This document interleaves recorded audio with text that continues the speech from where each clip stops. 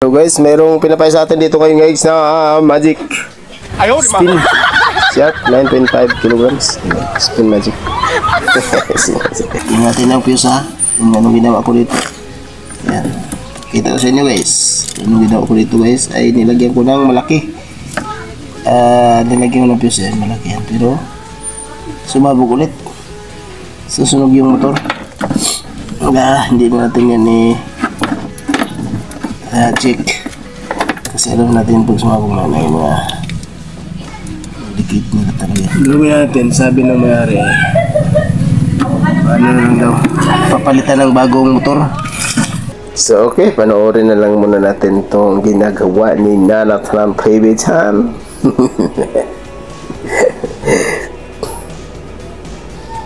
Yan.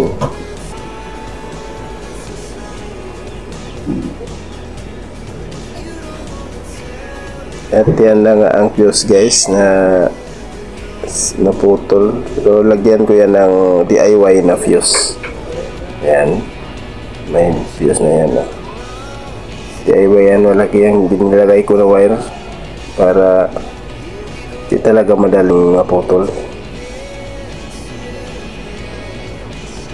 Yan. Kasi pag bibili pa tayo ay masyado ng gastos yun. Kaya wire lang naman yun sa ilalim ng bildo ba yun? Ang glass.